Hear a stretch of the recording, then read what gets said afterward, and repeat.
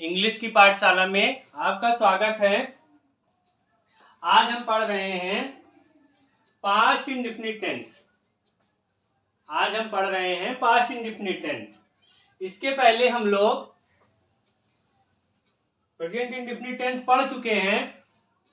Video के last में comment box में उसका लिंक डाल देंगे। कंटीन्यूअस टेंस तीनों खत्म हो चुके हैं। इस वीडियो में उसके तीनों लिंक डाल देंगे। आप लोग उसको देखिएगा, रिवीजन करिएगा। रिवीजन ही करना है इन गर्मियों की छुट्टियों में।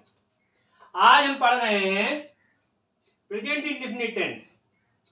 प्रेजेंट इंडेफिनिट टेंस में इसकी पहचान है जिन वाक्यों के अंत में था, थी, थे, ता, था, ती, थे, सका, सकी, सके आदि शब्द आते हैं, वो पास्ट इंडेफिनिट टेंस कहलाते हैं या पास्ट इंडेफिनिट टेंस के अंतर्गत आते हैं। अब हमारा, जैसे कि हम हर टेंस पढ़ाते समय ये चीज दोहराते हैं कि हम 3 प्रकार के वाक्यों के हिसाब से टेंस बनाते हैं। ठीक है, तो पहला हम पढ़ रहे थे अफर्मेटिव सेंटेंस। अफर्मेटिव सेंटेंस में क्या रूल है इसका? रूल नंबर 1 अफर्मेटिव सेंटेंस के लिए सहायक क्रिया इसमें नहीं लगाएंगे। इसमें क्या करेंगे कि क्या बोलते हैं कि वर्ब की सेकंड फॉर्म का प्रयोग करते हैं। वर्ब की सेकंड फॉर्म का प्रयोग करते हैं।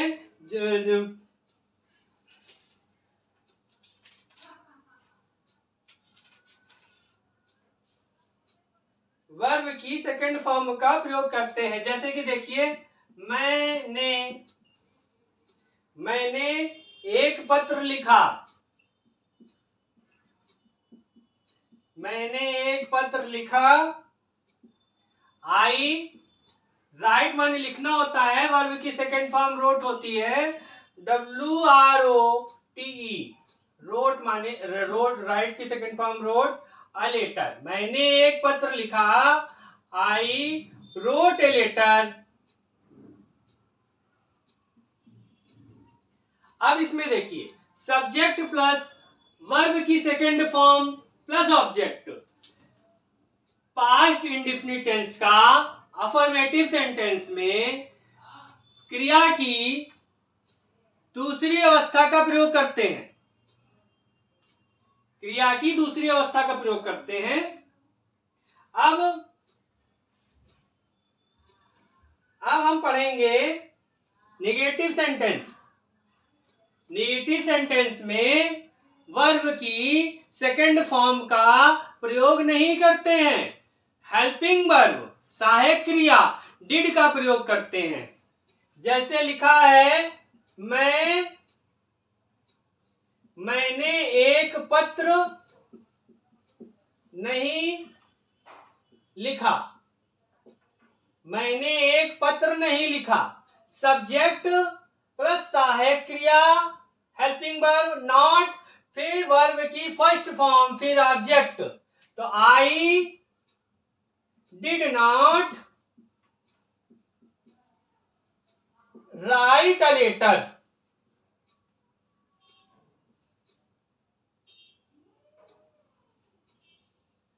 आई did not write a letter. एक वचन बहुवचन सभी कर्ता के साथ डिड का प्रयोग करते हैं। ठीक है, एक वचन बहुवचन सभी कर्ता के साथ डिड का प्रयोग करते हैं।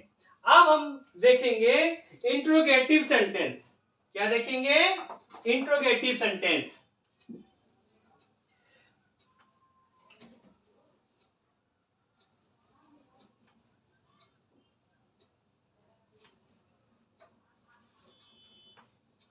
इंट्रोगेटिव सेंटेंस हमने बताया था कि 2 प्रकार के सेंटेंस हम इसमें प्रयोग हो करते हैं। सेंटेंस इंट्रोगेटिव में आता है, एक जिसमें प्रश्नवाचक शब्द बीच में आता है और एक जिसमें सब प्रश्नवाचक शब्द पहले आता है। तो पहला ये हुआ, क्या तुमने भोजन नहीं किया?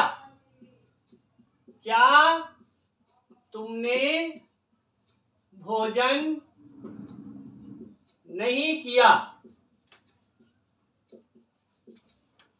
फिर तुमने भोजन क्यों नहीं किया था। किया, क्या तुमने भोजन किया नहीं किया और तुमने भोजन क्यों नहीं किया। पहला ये है जिसमें कर्ता के अनुसार सहायक क्रिया लगाते हैं। तो did you not eat the food? Did you not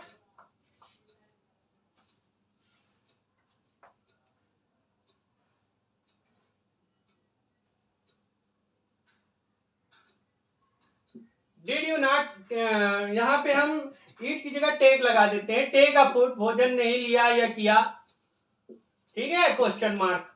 फिर उसके बाद तुमने भोजन क्यों नहीं किया। अब सहायक प्रश्नवाचक शब्द क्यों बीच में, तो उसकी स्पेलिंग पहले लिखेंगे। फिर उसके बाद हम हेल्पिंग वर्ब लगाएंगे कर्ता के अनुसार। Did you not take food, ठीक है। फिर इसमें क्या होगा, इसमें होगा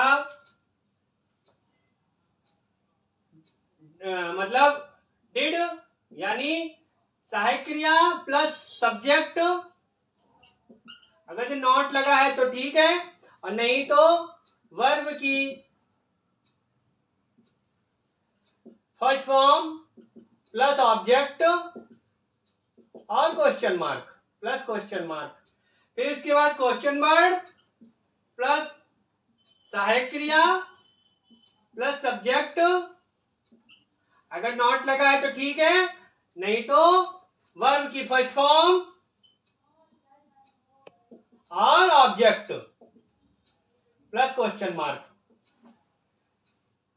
फिर से इसको थोड़ा सा रिवीजन करेंगे।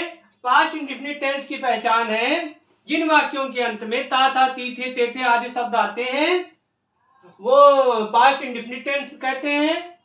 इसमें 3 वाक्य लेके चलते हैं, अफर्मेटिव, निगेटिव और इंट्रोगेटिव।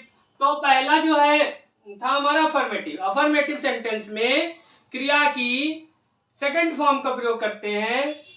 निगेटिव सेंटेंस में क्रिया की फर्स्ट फॉर्म का प्रयोग करते हैं, सहायक क्रिया डिड लगाते हैं।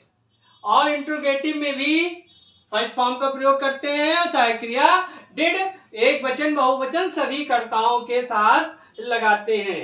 ये हमारा पास्ट इंडेफिनिट टेंस खत्म हो गया। कल हम पढ़ेंगे फ्यूचर इंडेफिनिट टेंस।